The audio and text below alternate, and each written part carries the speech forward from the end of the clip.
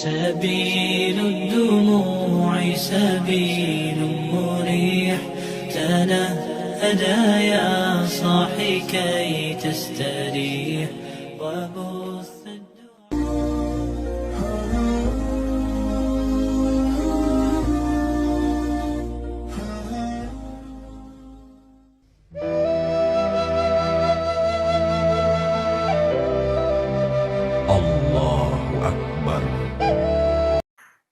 Bismillahirrahmanirrahim. Assalamualaikum warahmatullahi wabarakatuh. Waalaikumsalam warahmatullahi wabarakatuh. Alhamdulillahirabbil alamin. Allahumma shalli sallim wa barik ala sayyidina Muhammadin al-Fatih lima ukhliqa wal khatim lima sabaq wa nasrul haqqi bil haqqi wal hadi ila siratal mustaqim. Sallallahu alaihi wa ala alihi wa sahbihi wa qadri wa miqdaril azim. Amma ba'd. Alhamdulillahirabbil alamin. Kita jumpa lagi di channel Jolang TV Mas. Jolang Mas TV, Jolang Mas TV dalam acara obrolan santai Gus Wati. Yang pertama, mari kita bersyukur kepada Allah. Semoga Allah menganugerahkan kepada kita hati yang pandai bersyukur atas segala nikmat yang sudah diberikan kepada kita dan semua yang hadir dalam hidup kita. Salawat serta salam senantiasa tercurah pada baginda Rasulullah Muhammadin Sallallahu Alaihi Wasallam, berikut pada keluarga, para sahabat, para pengikut hingga di sana. Baik, kita kembali di obrolan santai Gus Wati. Ya, sudah ada teman-teman dari kita ini. Apa kira-kira yang mau kita obrolkan malam ini? Monggo. Coba dulu, silakan. Pak RT, oh, ini ya Pak RT dulu mungkin. Apa siapa? Boleh. Oh, Pak RT. Ya ini Pak RT gitu, ya Pak RT 24. Alhamdulillah hadir. Semoga keberkahan untuk kita semuanya. Monggo Pak RT, silakan. Baik Ustaz. Bismillahirrahmanirrahim. Assalamualaikum warahmatullahi wabarakatuh. Waalaikumsalam. Ini obrolan santai gitu Ustaz, cuman agak berisi dikit kalau tanyaannya deh. Iya. Obrolan boleh santai, cuman ilmunya kita wong harus lebih lah itu kan. Amin. Mumpung ini kan bulan suci Ramadan Ustaz. Setiap amal ibadah, setiap pahala itu dilipat gandakan Ustaz. Nah, jadi dilipat gandakan itu untuk memotivasi kita supaya ibadah kita lebih giat lagi. Kalau bisa istiqomah, jangan sampai di bulan puasa ini gitu. Puasanya yang sedekah itu kan. Terus yang berbuat baik, pecah sholat tidak kurang-kurang gitu sholat rawatib itu tidak ditinggal kan, saking sayangnya tadi. Cuman terlepas terkadang selesai dari bulan puasa ini sudah hilang tidak berkesan itu kan. Ada tak kiat-kiat untuk kita wong lebih istiqomah untuk menjalan ke ibadah ini kan, karena ibadah ini pernah Ustadz sampaikan bahwasanya ibadah itu untuk dirimu sendiri, bukan untuk Tuhanmu, itu kan? Untuk dirimu sendiri, bukan untuk Tuhanmu. Berarti kalau kau banyak ibadah, berarti untuk dirimu, itu kan? Sayang pada diri kita. Nah, sayang pada diri kita dewe. Nah, yang banyak kenyataannya ini kan, terkadang kita ini di bulan puasa ini cak full power gitu kan? Rajin, ya kan? Di masjid ini tadi tidak berhenti tadarusan, ya kan? Malah kita yang biasa ke masjid di luar Ramadan kalah. Nah itu kan. Iya. Apalagi kan ada hadis Nabi yang mengatakan bahwasanya tidurnya orang berpuasa itu berpahala. Nah, itu kan. Ada juga yang salah kaprah, dia tidur sehari-harian. Ya deh. Dari selesai subuh bangun kaget ngajan maghrib. Nah, jadi minta penjelasan dari Ustadz bahwasanya kiat-kiat untuk kita istiqomah untuk beribadah kepada Allah Subhanahu wa taala ini, wabil khusus kan terutama ibadah itu untuk diri kita dewe. Allah itu tidak merasa kecil, Allah itu tidak merasa kurang kalau kita tidak beribadah Tidak nak berbuat jahat, nak berbuat maksiat, Allah itu tidak ada rugi. Kita juga nak berbuat baik, berbanyak buat amal juga, Allah juga tidak untung. Nah, jadi untuk diri kita sendiri kan pada dasarnya. Cuman minta kiat dari Ustadz supaya kita orang lebih istiqomah untuk menjalan ke ibadah-ibadah kita ini. Sekian Ustadz. Baik, luar biasa Pak RT ini, alhamdulillah. Jadi memang terkait dengan ibadah, kemarin saya sudah sempat sampaikan, yang pertama harus kita lakukan adalah kesadaran diri dulu, yaitu menyadari bahwasanya amal ibadah yang disebutkan dalam agama kita, yaitu disebut takwa, yaitu menjalankan perintah dan menjauhi larangan, itu harus didasari atas kesadaran diri. Jadi kita melakukan itu atas kesadaran. Yang pertama yang harus kita kemudian sadari ya tadi, seperti yang disampaikan sudah, bahwasanya seluruh perintah dan larangan bukan untuk Allah, tapi untuk diri kita sendiri. Nah, orang-orang yang kemudian tidak istiqomah itu bisa dipastikan dia mengerjakan amal ibadah khususnya itu atas dorongan dari luar.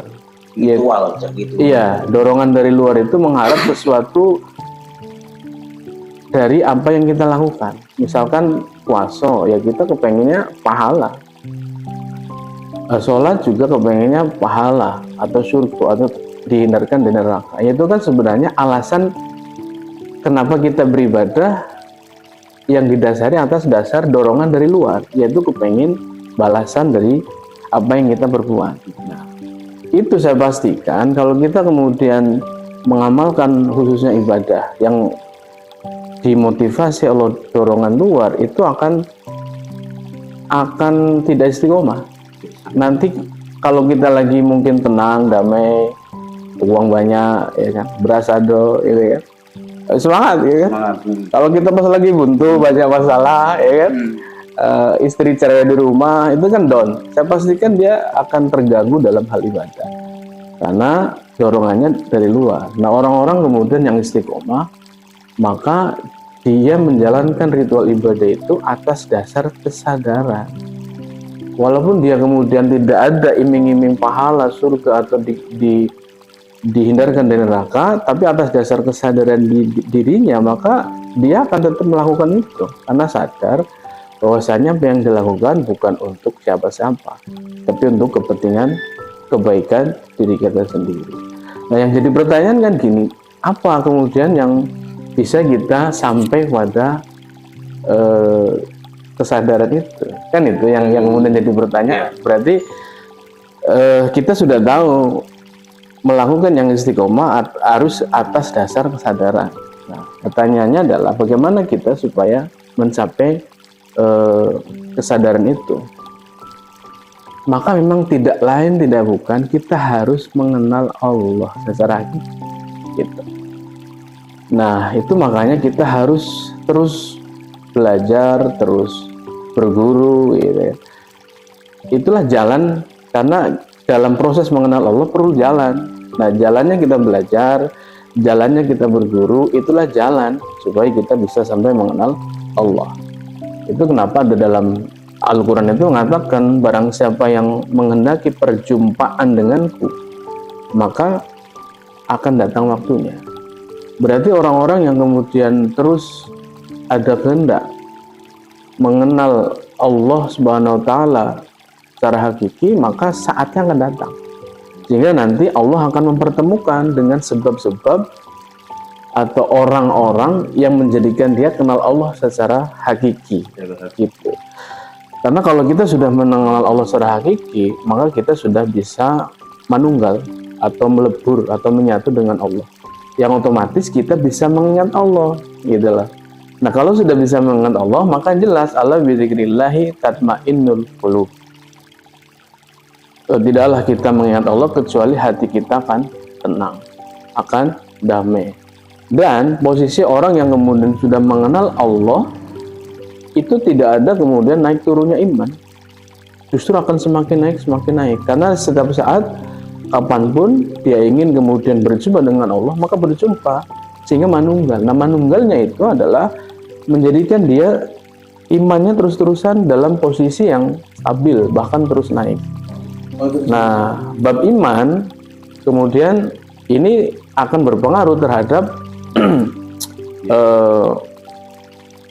amal ibadah yang kita lakukan, kan gitu. Bahasa umumnya kan kalau kita pas lagi turun iman kita malas ibadah, kan gitu. Itu kan berlaku bagi orang-orang yang umum dan itu pasti akan terjadi. Tapi bagi orang-orang yang kemudian sudah sampai mengenal Allah yang hakiki, artinya dia sudah manunggal, menyatu bersatu dengan Allah itu, maka tidak ada iman turun itu, maka terus-terusan naik gitu. Jadi solusinya adalah pertama harus menyadari yang tadi kesadaran itu, kemudian kita harus meniti ke dalam diri atau berkehendak untuk mengenal Allah secara hakiki, sehingga disitulah kita sampai kepada murni, kesadaran murni.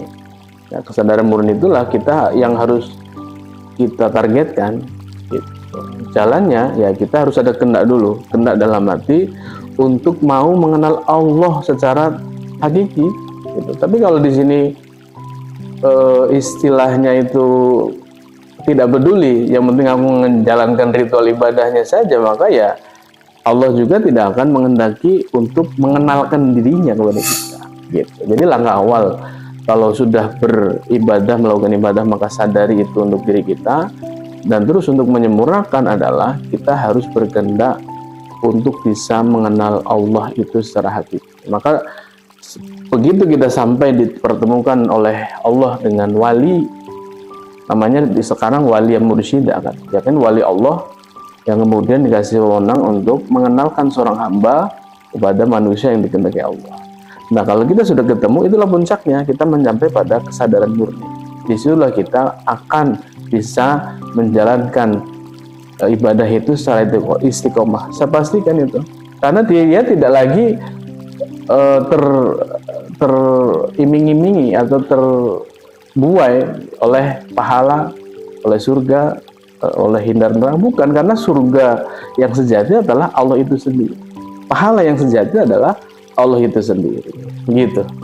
Jadi sadari apa yang kita lakukan adalah untuk diri kita, kemudian terus berkehendak hati untuk mengenal Allah, sehingga disitulah puncak kita untuk bisa sampai kepada kesadaran murni yang nantinya dampaknya kita akan melakukan ritual ibadah atau perintah-perintah Allah itu secara istiqomah. Saya pastikan itu, gitu, Pak RT. Bisa dipahami ya? Iya. Bisa dong. Ada lagi? Jadi kita uang harus Mana Mega? lebih. Berarti kita uang tuh harus lebih sadar diri dulu bahwasanya apa yang kita lakukan itu untuk kita. Terus lebih utama lagi kita uang tuh ada nawa itu, niat kita nak mengenal pada Rabb kita Allah Subhanahu Wa Taala, bukan hanya sekedar tahu namo, tahu sifat, tahu itu benar. Berarti yang Ustadz sampaikan tadi bahwasanya manunggal atau melebur, insya Allah kalau kita sudah melebur, jadi yang sifat-sifat Allah, Asmaul Husna itu melekat pada diri kita. Ya, menyatu dalam diri. Yo, maaf ngomong pecah, kita wong apa namanya, Ar-Rahman gitu, wong penyayang, pengasih, itu kan. Benar. Tidak perlu disayang dan tidak perlu dikasih, itu kan. Ya. Jadi nanti dengan sendirinya, karena kita sudah manunggal, otomatis mewarisi sifat-sifat ketuhanan. Kalau seandainya ada sifat Tuhan Ar-Rahman Ar-Rahim, maka kita kemudian akan menjadi kepanjangan tangan Tuhan untuk berkarya di muka bumi ini, yaitu menebar cinta kasih. Terus pelaksananya apa? Ya cinta kasih kita kepada seluruh makhluk. Misalkan ada kawan yang lagi kesusahan, ya otomatis dengan kesadaran kita akan bergerak untuk memberikan bantuan, pertolongan sesuai dengan kemampuan kita. Itu otomatis, tidak perlu gara-gara ada iming-iming sedekah itu pahalanya 700 ini kan. Enggak, tapi karena dasar dorongan dari dalam, sehingga kemudian bantu secara sukarela gitu. Wah, itu luar biasa. Kalau kita sampai situ, itulah sebenarnya insan kamil itu situ. Insan kamil, manusia yang sempurna, karena kita sudah menjadi bentuk tajalli atau perwujudan Allah di muka bumi. Gitu. Ya, paham ya? Paham. Alhamdulillah. Ada lagi? Coba. Yang lain? Ini ada? Pak Ustadz datang, ada yang nggak ditanya? Ada? Belum ya. Ini lagi kusut ya. Bismillahirrahmanirrahim. Ini agak sih, enggak kenal itu. Sini. Assalamualaikum warahmatullahi wabarakatuh. Waalaikumsalam warahmatullahi. Ini Tat. Jadi di bulan puasa ini saya sering mendengar itu kalau Deket lagi tak? membaca Al-Quran. Iya. Bagi yang bisa membaca Al-Quran, banyak yang berlomba-lomba membaca Al-Quran. Soalnya di situ ada masalah hitungan amal. Pahala ya. Pahala ya. Lagi-lagi kan pahala. Ya. Kalau satu huruf ini. Ayo sambil makan. Banyak biar yang santai. ahli membaca Bismillah. Al-Quran atau yang tidak bisa membaca kan, ngaji. Tapi perilaku yang bisa membaca Al-Quran tadi dia ini, tapi tidak menunjukkan sesuai dengan yang mereka baca, yang mereka amal tadi. Tapi ada orang tadi dia tidak bisa membaca Al-Quran, tapi perilakunya, akhlaknya bagus lah. Banyak yang saya lihat ngajinya bagus, suaranya ini itu untuk membaca kan, untuk membaca Al-Quran. Sedangkan Al-Quran itu kan isinya perintah kan, isi Al-Quran itu perintah. Iya banyak, bukan hanya perintah. Banyak ini ya. Ya artinya adalah petunjuk bagi manusia. Nah seharusnya itu menurut saya kan, kalau kita sudah paham itu membaca, alangkah bagusnya ditunjangi akhlak yang bagus. Tapi mereka tidak mencerminkan hasil. Ada yang tidak bisa membaca Al-Quran tapi akhlak bagus. Nah itu yang mana yang lebih ini? Yang lebih afdol. Iya, yang lebih afdol. Itu dulu Tat. Nah, jadi pemahaman. Allah Akbar. Nah, itu dulu Tat. Iya. Iya memang kalau kita kemudian mau mengkaji lebih dalam lagi kenapa Al-Quran diturunkan, itu kan itu dulu yang harus kita pahami. Jadi Al-Quran diturunkan kan ujungnya hudal linnas, petunjuk bagi manusia. Nah bagaimana kemudian bisa menjadi petunjuk? Apakah dibaca, apakah dihafal, apakah dijingoi, ya kan? Atau disimpan di lemari, ya gitu kan? Jadi jimat, ya. Atau seperti apa yang kemudian maksud Allah jadi petunjuk itu sampai di level mana? Makanya ini sebagai contoh ya. Ini apa nih? Ini ada HP, ini HP, coba ini HP. Biasanya HP ini itu kan ada buku panduannya, ya kan? Ada kemudian spek-speknya, ya kan? Ini berapa RAM.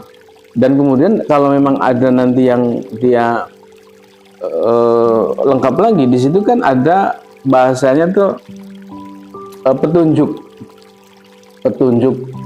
manual untuk mengaktifkan itu. Misalkan ini untuk power, maka dipencet powernya supaya hidup. Itu misalkan ada petunjuk di HP itu, ini tombol box sini. Petunjuknya misalkan di buku itu, ini kalau mau menghidupkan ada tanda tangan ini jari kemudian pencet gitu kan, sehingga hidup. Nah itu kan tulisan manual atau petunjuk di tekstualnya. Nah kemudian misalkan ya, itu kan petunjuknya supaya dia hidup. Nah kemudian kok ini dibaca, ini kalau mau menghidupi pencet tombol kanan HP, terusan dibaca, kira-kira hidup enggak itu? Dari jawab, kira-kira hidup enggak? Kan enggak. Nah ini kan berarti kalau hanya dibaca belum sampai kepada menjadi solusi dalam kehidupan. Terus yang kedua misalkan yang terjadi di lapangan, misalkan dihafal. Kalau mau hidupin HP ya pencet tombol kanan sebelah kanan HP.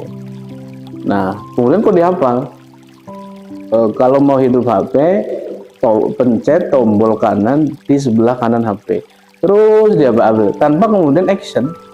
Kira-kira HP ini hidup enggak? Kan enggak. Nah, yang disebut petunjuk dalam Al-Quran yang dimaksudkan Allah itu adalah sampai kepada pengamalan atau pelaksanaan daripada petunjuk itu, gitu loh. Artinya kalau ada petunjuk misalkan, oh tadi mau ngidupin apa ya, pencet tombol sebelah kanan, yang harus kita lakukan kan action, pencet itu, nyotet gitu, maka hidup. Nah, jadi yang disebut petunjuk dalam Al-Quran adalah bukan hanya sekedar dibaca, dihafal, ditaruh, maka sampai kepada mengamalkan apa yang ada di dalam Al-Quran sebagai petunjuk. Bukan berarti kok membaca itu tidak baik, jelas baik. Membaca itu sangat baik. Menghafal itu ada keberkahan-keberkahannya. Tapi yang ingin saya tekankan bukan selesai sampai di situ. Itu belum sampai kepada petunjuk bagi manusia. Gitu loh. Jadi kenapa ya kita tidak menjudge orang-orang yang sudah membaca dan menghafal, bukan. Artinya memang fakta kadang ada orang yang sudah membaca, sudah menghafal, tapi dalam perilaku kehidupan tidak menunjukkan dia ahli Al-Quran, gitu kan? Ya karena bisa dipastikan dia berhenti sampai membaca dan menghafal, belum sampai kepada mengamalkan. Ya, padahal yang disebut petunjuk bukan hanya dibaca dan dihafal atau ditaruh, tapi sampai kepada action, mengamalkan apa yang ada di dalam Al-Quran. Maka disitulah kemudian petunjuk Al-Quran akan bisa tercapai, sehingga turunnya Al-Quran kemudian sampai kepada tujuan, yaitu menjadi petunjuk bagi manusia. Begitu ya. Jadi lagi-lagi saya tidak menjudge yang apal sama itu, bukan, itu bagus, tapi jangan berhenti sampai di situ.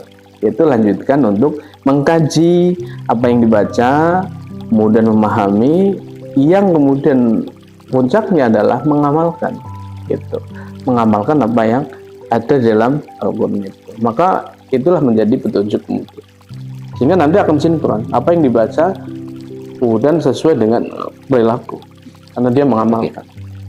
Begitu. Selesai ya, terjawab ya. Alhamdulillah. Ini ya, monggo silakan. Bismillahirrahmanirrahim. Assalamualaikum warahmatullahi wabarakatuh. Waalaikumsalam. Ini mau nanya masalah malam Lailatul Qadar. Itu makna yang terkandung dalam itu apa, Tat? belum jelas ya. Iya. Subhanallah. Itu ya, itu. Jadi memang kalau kita kemudian membaca dalam teks-teks ya, itu kan banyak kemudian tanda-tanda malam Lailatul Qadar.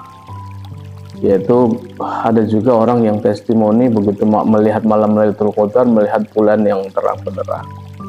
Terus ada tanda-tanda alam lain, yaitu angin tidak, daun-daun tidak bergoyang, suasana dingin, matahari tidak panas. Kan gitu ya, yang kita pernah baca di tekstualnya. Tapi kita harus mengkaji dari sisi hakikat, gitu. Yang disebut di situ bukan bulan yang itu.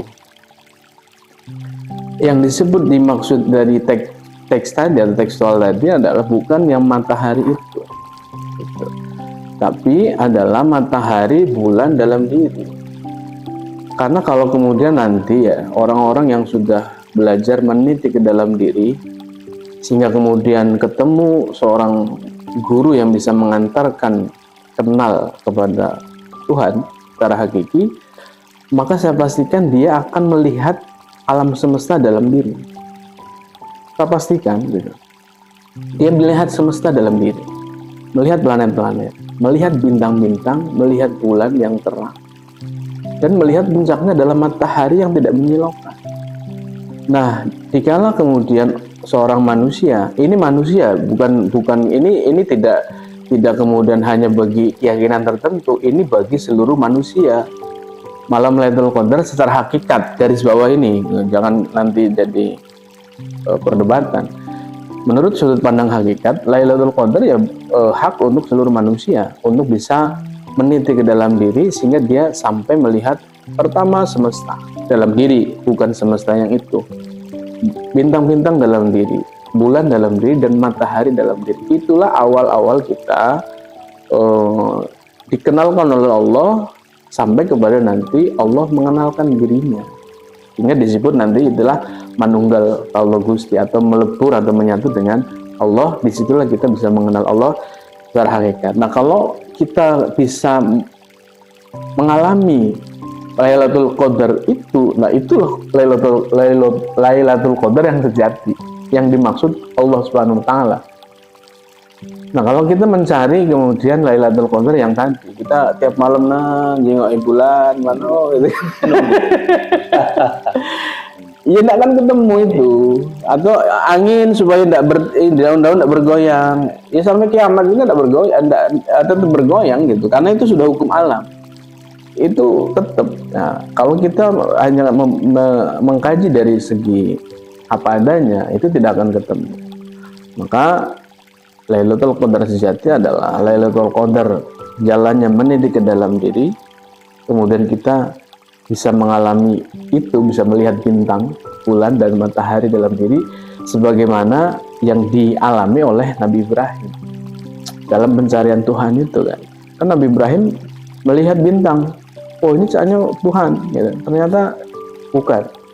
Kemudian ditunjukkan lagi bulan, ternyata bukan. Ditunjukkan matahari, ternyata bukan. Nah, disitulah kemudian sampai puncak bahwasanya Nabi Ibrahim dipertemukan dengan Allah, atau Allah mengenalkan dirinya. Nah, itu adalah fenomena bukan di alam semesta yang ini, yang ini loh, tapi pengalaman rohani mendidik ke dalam diri dan melihat itu. Tuh, gitu Pak ya. Jadi ya memang mencarinya jangan keluar, tapi dicarilah malam Lailatul Qadar itu dalam diri. Begitu. Tinggal caranya bagaimana ya, ada kehendak dalam hati mengenal Allah, nanti akan dipertemukan itu dengan malam Lailatul Qadar secara hakiki. Siapa lagi? Ya siapa Pak emang sudah? Nah, cukup ya, terjawab ya. Alhamdulillah. Ada lagi? Ya kalau ada lagi, ini masih nge-hack ya.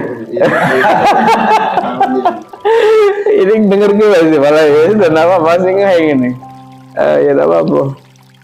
Yang lain, silakan Pak RT. Artinya nyambung dengan yang tadi atau yang apa, silakan. Ini ngalir baik, jangan ada kemudian yang ngalir lah sesuai dengan apa yang dalam.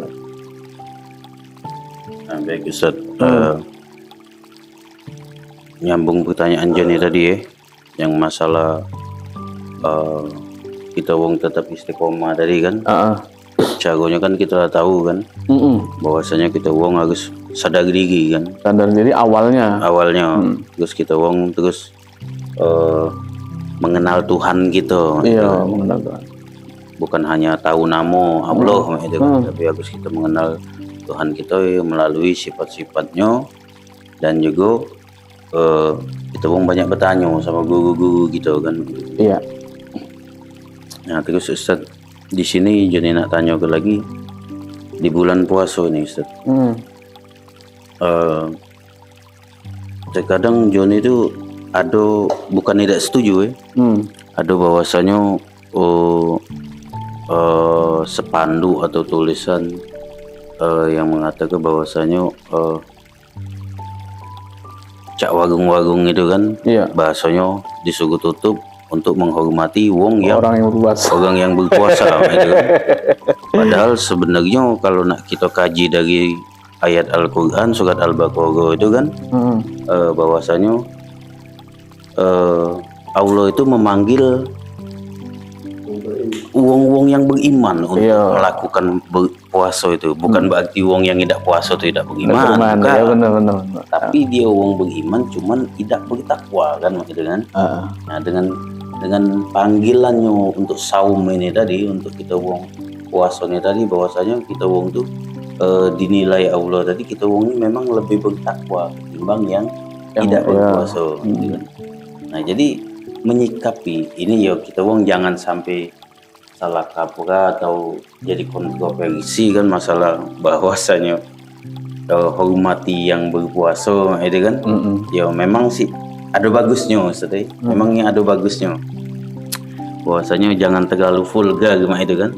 Cuman terkadang dijengok di pinggir-pinggir jalan, sepanjang jalan itu pasar takjil itu idak polga cak mano nih kan. Iya. Yang pempek, yang gorengan nih kan. Iya. Yang pisang itu kan. Nah, itu yang jadi pertanyaan John itu, bagaimana sikap kita? bagaimana sikap kita untuk menyikapi yang logo atau sepandu atau untuk lebih apa namanya bahasanya itu, menghormati wong yang berpuasa. Iya. Itu best. Iya. Ya itulah tadi, artinya kita harus mengkaji lebih dalam. Ya memang harus dikaji lebih dalam dari sudut pandang kesadaran. Makanya kalau kita kemudian melaksanakan puasa hanya dorongan dari luar, maka muncullah tadi, kita harus kemudian dikondisikan supaya puasa kita tetap lancar, tidak terganggu, kan gitu. Karena kita adanya warung buka bagi kita ngerasa terganggu, karena bisa kemudian kita tergoda makan, gitu kan, atau yang lain. Padahal kalau kemudian kita mengkaji dari sudut kesadaran, maka kan tidak ada urusan mau buka mau tidak, kan sebenarnya tidak ada urusan itu. Karena kan sebenarnya yang puasa kita untuk diri kita, ya kan, dan kita melaksanakan atas kesadaran. Jadi walaupun misalkan ada tamu, ya saya sering ini saya lagi puasa sunnah, kemudian tamu datang, ya tetap saya suguhi makanan, saya suguhi minum, saya suguhi, walaupun saya sedang puasa, tetap saya menjamu. Artinya kan tidak ada masalah. Walaupun dia makan, ya saya kan tetap lancar-lancar, ya tidak ada problem saya puasanya, gitu loh. Gitu. Makanya lagi-lagi kalau kita kemudian ada di masyarakat yang seperti itu, atau bahkan yang ada yang anarkis misalkan, kemudian membongkar atau menutup paksa orang-orang yang sedang buka warungnya ya di bulan puasa, maka menurut saya itu adalah sesuatu yang berlebihan.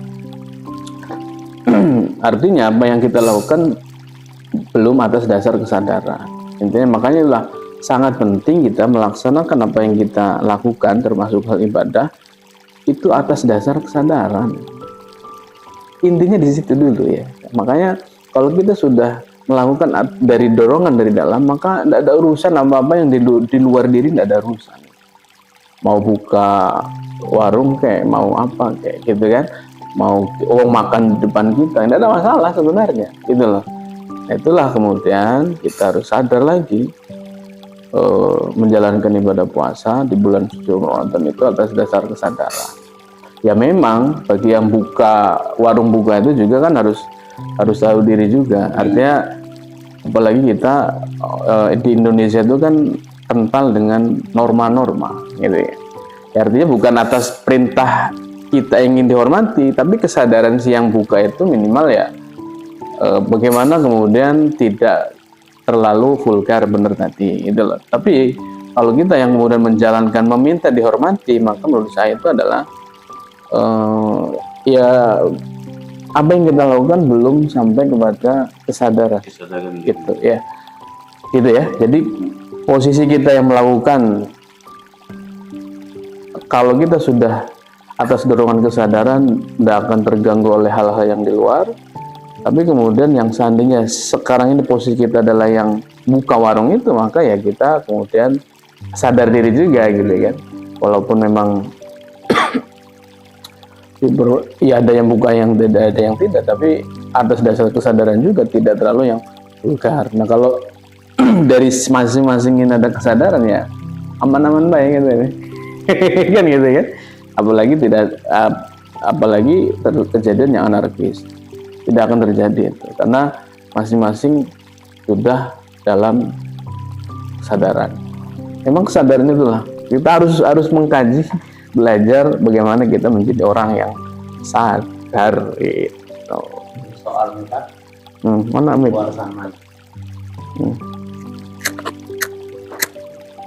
Soalnya itu kan di luar sana itu kebanyakan mentang-mentang kita puasa, jadi seolah-olah harus dihormati kan ya. Misalkan ada yang dagang itu seolah-olah ada ini, jadi kebanyakan itu kan ya itu artinya maksud aku itulah indikasi orang-orang yang melakukan ritual ibadah ya, apapun itu sebenarnya belum atas dasar kesadaran gitu.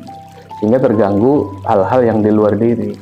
Tapi kalau kemudian kita melakukan ritual ibadah misalkan ya, hal ibadah kemudian atas dasar kesadaran, yang di luar itu tidak ada urusan itu, tidak akan mengganggu kita, tidak akan mengganggu. Makanya yang perlu diperbaiki bukan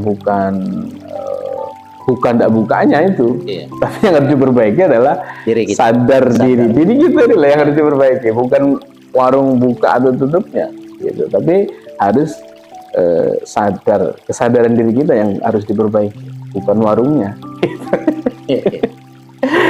Gitu. Ya paham ya? Ada lagi? Ada lagi? Ini nah, tanya. Masa tak tanya? Apa main lah? Kita kalau ada persoalan ya tanya nggak apa-apa. Ya. Santai lah. Ini kan kopi itu kopi. Basin. Gelasnya ada gelas ya? Gelas di itu nah, tolong Pak Tatang. Waduh. Iya, perbincangan kita malam ini berkisar dari suasana di bulan Ramadan, Ustaz. Yang berkaitan dengan yang sudah saya dengar tadi, bahwasanya memang kita puasa ini ada ulama yang mengatakan ada tingkat awam, ada yang tingkat menengah, dan ada yang khusus. Ya. Jadi kalau ada persoalan dengan demikian, ada persoalan apapun di lapangan, bagi yang sudah khusus ya tidak jadi masalah apa-apa. Iya. Nah, jadi sekiranya yang masih bermasalah, masih tingkat awam, justru solusinya bagaimana Ustaz supaya bisa mencapai ke tingkat khusus itu Ustaz? Iya. Penjelasannya. Jadi tadi sudah saya jawab, kita harus melaksanakan puasa itu yang pertama harus dilakukan adalah atas dasar kesadaran gitu. Dan nanti bab puasa yang kemudian tingkat khusus kan bukan hanya kemudian menahan lapar dan haus saja. Iya. Yang disebut tingkat khusus itu adalah mampu berpuasa atau menahan panca indera ini, ya kan? Iya. Tidak melihat atau kemudian tidak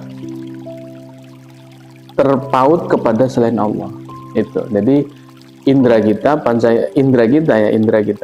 kemudian qalbu kita tidak terpaut kepada selain Allah.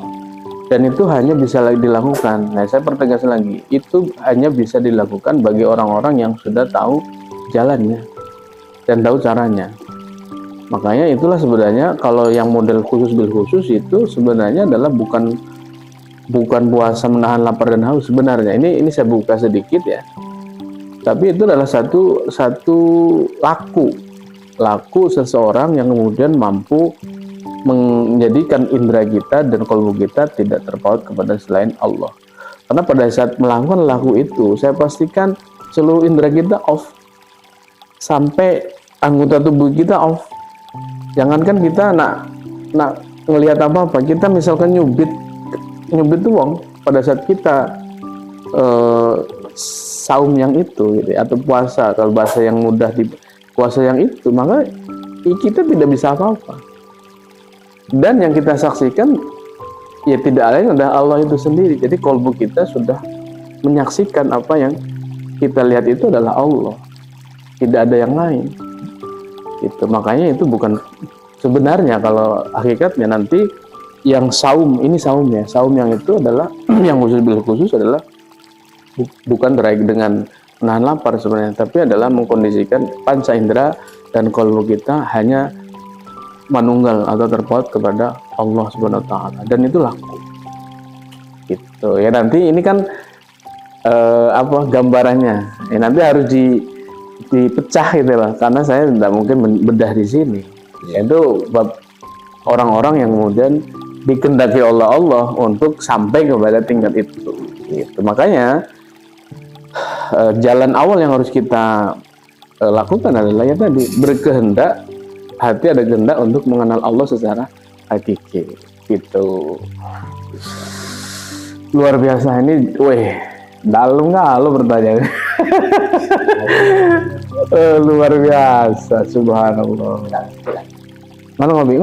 Iya. Ada lagi? Ada lagi atau yang lain? Ada lagi? Yang lain ini Ustaz. Kita ini kadang pernah juga dengar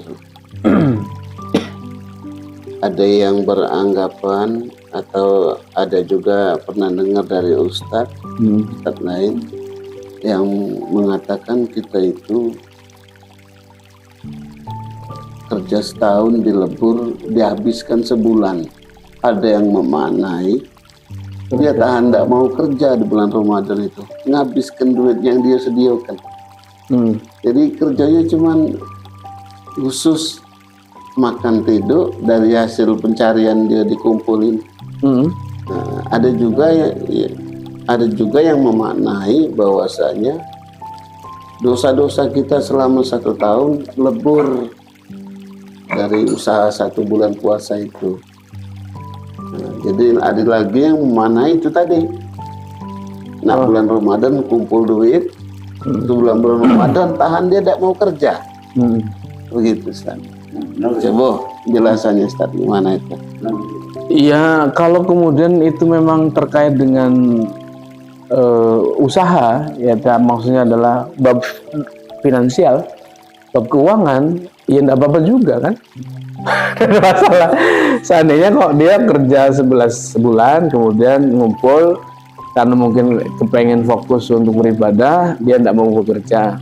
Tapi kan sudah tercukupi.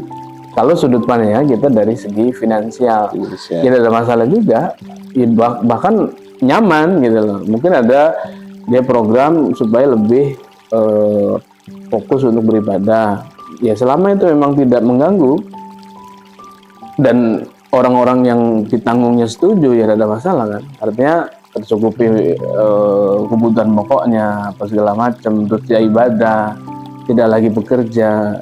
Iya, itu tidak ada masalah menurut saya gitu. Kemudian kalau tadi pertanyaan adalah dari sudut pandang bab peluburan dosa, lagi-lagi itu sebenarnya adalah bagi orang-orang yang khusus berkhusus.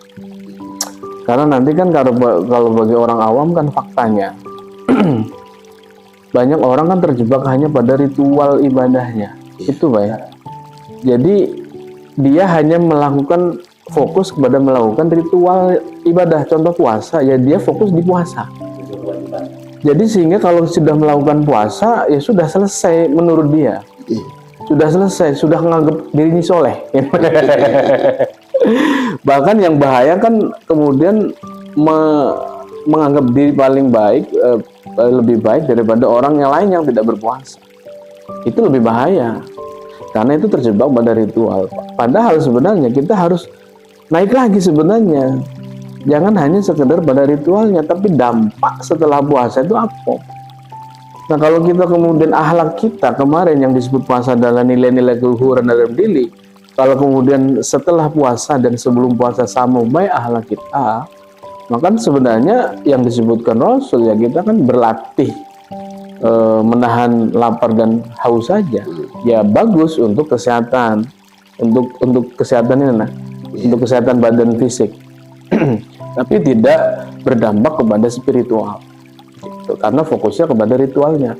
Sama dengan sholat, kalau orang kan kebanyakan dari kita selesai pada ritualnya itu loh. Jadi kalau kita sudah melakukan sholat, ya kalau misalkan yang wajib ada 5 waktu, selesai sampai di situ. Yang penting aku sudah melakukan, beranggapan dia adalah sudah selesai gitu loh, sehingga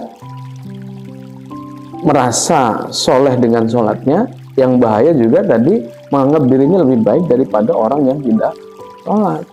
Padahal beranggapan diri lebih baik dan menjudge orang lebih jelek dari kita, itu sebenarnya indikasi dia belum sholat sebenarnya. Sebenarnya itu. Nah, orang-orang tidak sadar karena fokusnya hanya kepada ritualnya. Jadi yang penting aku menjalankan ritualnya, dianggapnya sudah selesai. Dan dianggapnya itulah ketaatan kita kepada Allah. Padahal bukan itu.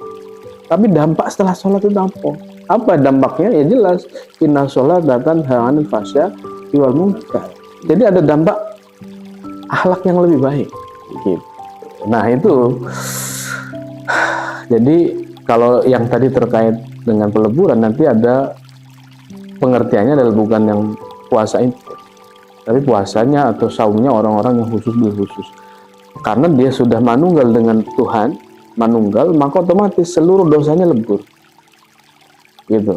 Jadi manunggalnya seorang kita, manusia kepada Tuhan, pada saat kita mengenal Allah itu, menyatunya sudah langsung melebur dalam kesucian itu yang disebut kita kembali Idul Fitri. Di situ kita menyatu mengenal Tuhan secara hakiki, kemudian manunggal kan lebur sehingga suci. Nah di situ yang disebut kembali kepada kesucian, di situ yang hakiki. Bukan habis puasa bulan Ramadan yang ritual, kita lebaran makan-makan enak, ya kan? Disitulah kemudian dimaknai kita kembali kepada kesucian.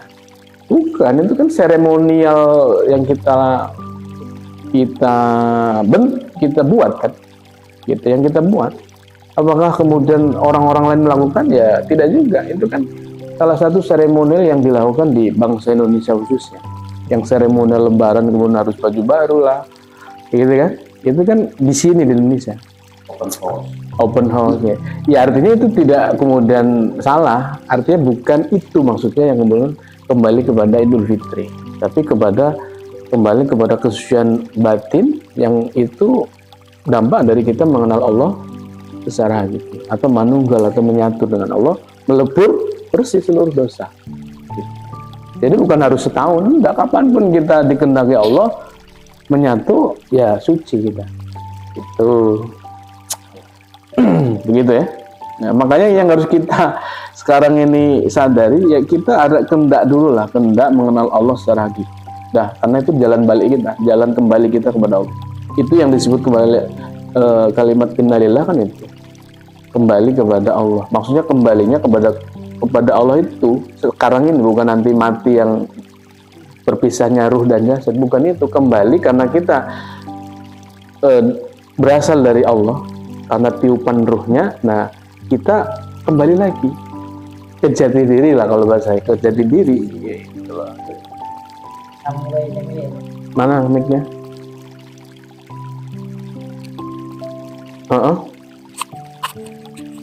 Berarti start itu sama aja dengan mati sebelum mati.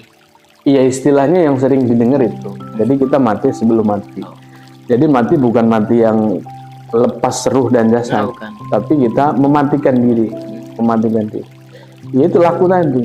Kalau kita sudah dikenalkan oleh seseorang yang ditunjuk, yang disebutnya wali mursyida, maka sebenarnya laku itu adalah mematikan dirimu sebelum kamu mati.